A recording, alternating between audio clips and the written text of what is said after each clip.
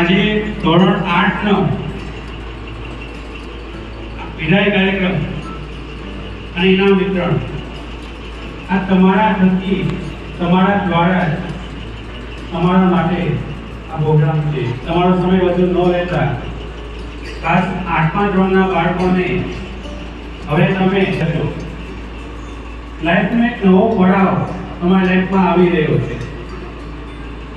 આપણે જે મોબાઈલમાં ગેમ રમીએ છીએ તે નવા સ્ટેજ આવે છે, નવો રાઉન્ડ આવે છે. એમ હવે તમે લાઈફમાં પણ એક નવો ચેન્જીસ આવી રહ્યો છે. 8મા ધોરણમાંથી 9મા ધોરણ તરફ આપ આગળ વધી રહ્યા છો. તમે 9મા ધોરણમાં ખૂબ જ તમારું ભવિષ્ય આગળ વધો, સારામાં સારી કારકિર્દી બનાવો. ખાસ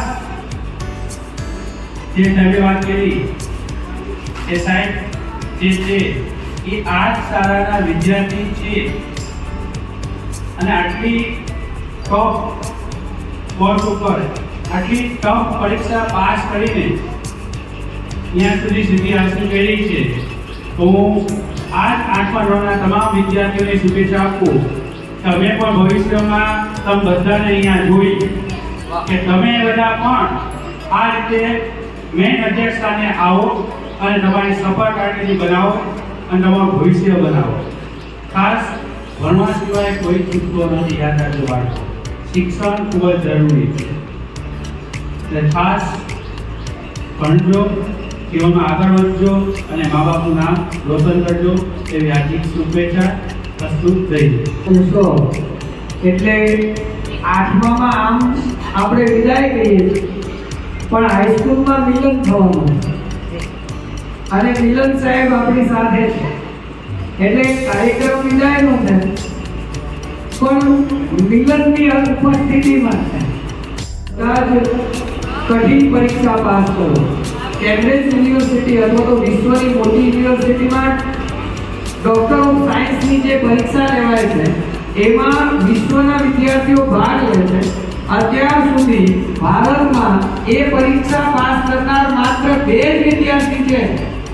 300 વર્ષના ઇતિહાસમાં ડોક્ટર ઓફ સાયન્સની પરીક્ષા પાસ કરનાર ભારતના 2 જ વિદ્યાર્થી છે અને આ 2 વિદ્યાર્થીના નામ છે, એક છે કે.આર. નારાયણ સાહેબ અને બીજા છે ડોક્ટર બાબા સાહેબ. આ માત્ર 2 વિદ્યાર્થીઓ એવા છે જેને વિશ્વની સૌથી કઠિનમાં કઠિન પરીક્ષા પાસ કરી. તો આ તમારામાંથી આ વિદ્યાર્થી ભારતની કઠિનમાં કઠિન પરીક્ષા પાસ કરીને આપણી વચ્ચે છે. તમે પણ આગલા દિવસોમાં આ કરી શકો અને વિપુલભાઈનો પહેલો નંબર ક્લાસમાં કદાચ ના પણ આવતો હોય એવું જરૂરી નથી કે તમારા વર્ગમાં તમારો પહેલો નંબર આવતો હોય તો જ તમે યુપીએસસી જીપીએસસી પાસ કરી શકો. તો હું રાજવીર સાહેબને વિનંતી કરું કે વિપુલભાઈને સાલ ઉડાડીને એમના કાર્યને સન્માનિત કરે.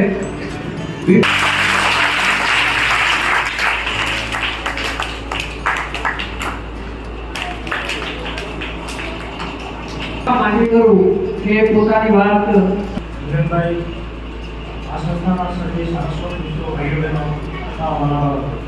બધાને ગુડ મોર્નિંગ. અને પહેલું તો મને આ પ્રસંગે બોલવાનો મોકો આપ્યો છે બદલ આભાર, થેન્ક યુ. અત્યારે હાઈસ્કૂલમાં આપ જાણો છો વાર્ષિક પરીક્ષાઓ તો પૂરી થઈ ગઈ છે પણ એડવાન્સ વર્ગ તરીકે, વિશેષ વર્ગ તરીકે બાળકોને હજુ જ્યાં વાર્ષિક પરીક્ષાનું પરિણામ જાહેર કરવામાં આવે ત્યાં સુધી જેને સ્વૈચ્છિક આવવું હોય એ આવે એના માટે આજે વર્ગોનું આયોજન કર્યું છે.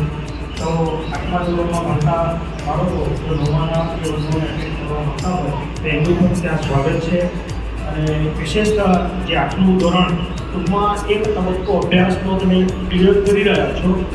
You are completing the primary level of your education.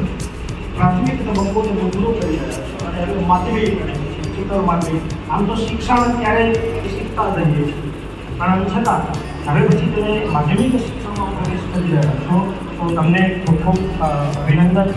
બધાને ઉજ્જવળ ભવિષ્ય અને ખૂબ શુભેચ્છાઓ. Thank you very much.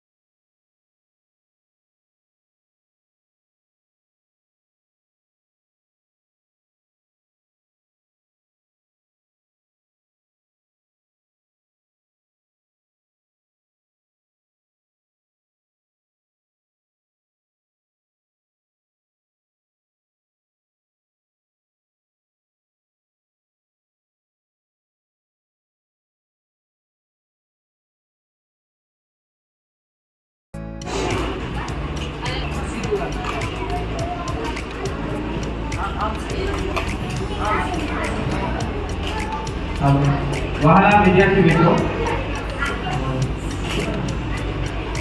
આજે ધોરણ 8 નો વિદાય સમારંભ છે. એટલે ધોરણ 8 એક પ્રાઇમરી સ્કૂલ 1 થી 8 સુધી કાયમ ભણતર મેળવીને હવે એક નવું સ્ટેપ આગળ વધવા જઈ રહ્યા છે. તો સૌને ખૂબ ખૂબ શુભકામના અને ઉત્તરોત્તર પ્રગતિ કરે એવી શુભકામના. એ શિક્ષક બોલો, એમણે એવું નથી કહ્યું કે સતત શીખે વિદ્યાર્થીને, એમ નહીં કહ્યું. જે સતત શીખે ને એ શિક્ષક છે. તો તમે તમારા જીવનમાં આજીવન વિદ્યાર્થી રહો. હું પણ મારી શિક્ષક બીજા નંબરે રાખું છું, પહેલા નંબરે હું વિદ્યાર્થી તરીકે જીવું છું. આપણે આજીવન વિદ્યાર્થી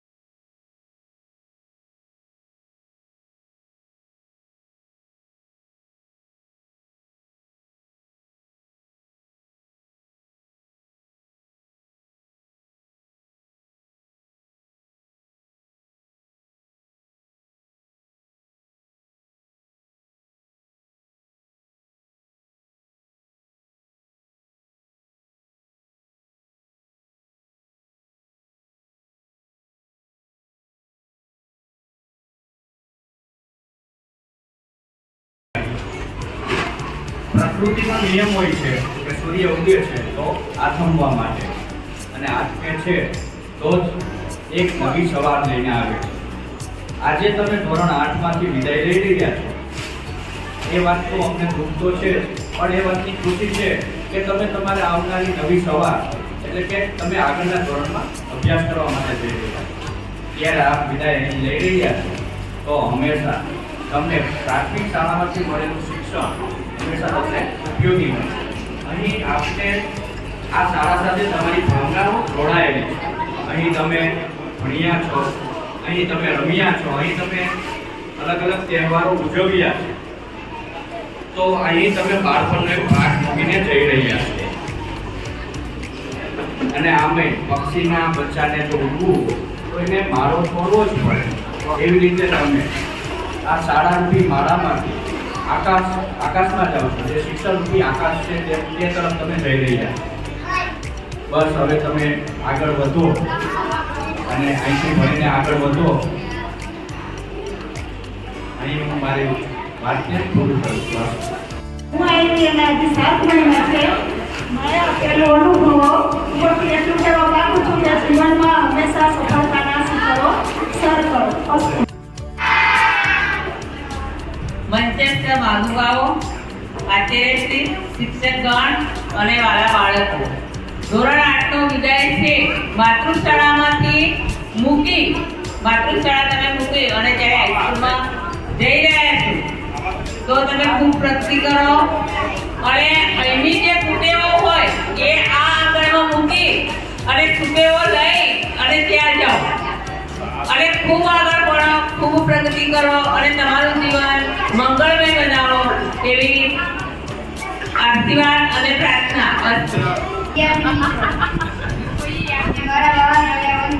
આજે આમ તો કહેવામાં આવે છે જો મિલન થવાનું છે તો જુદાઈ બાકી છે. તો અમે તો અહીં 8 વર્ષ પહેલા મિલન કર્યું હતું ને અત્યારે અમે વિદાય લઈ રહ્યા છીએ. તેનો અમને દુઃખ તો છે જ, પણ આ એક નવી આશા પણ છે કે હવે અમે આગળ વધીને કંઈક કરશું, બનશું અને અમારા શિક્ષકનું નામ રોશન કરશું અને શાળાનું નામ રોશન કરશું.